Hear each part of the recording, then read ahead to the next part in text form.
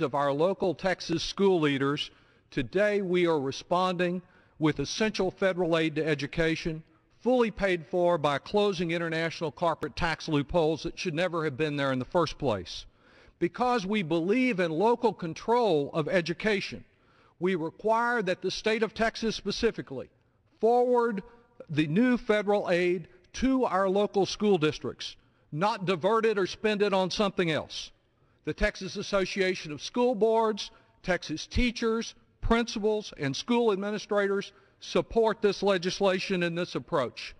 Now those who have never wanted Texas or any other place in this country to receive a dime of additional federal aid to education, they complain that because we are holding Texas Governor Rick Perry accountable for proper use of these taxpayer dollars.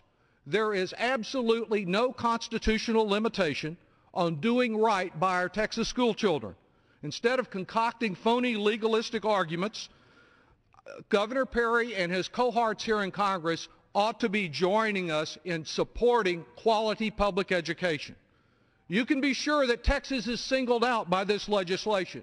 It was singled out by a governor who grabbed $3.2 billion of federal aid to education to bail out a mismanaged state government. That's the bailout that occurred. It occurred last year in the state of Texas. We didn't send that federal aid for education to Texas to plug a mismanaged state budget. We sent it to help our school children. And so today, in order to avoid history repeating itself, we demand accountability. We demand support for quality public education and local control of education, and not more mismanagement and interference from the state of Texas. I yield back. The gentleman yields. The gentleman from California is recognized. Madam Speaker.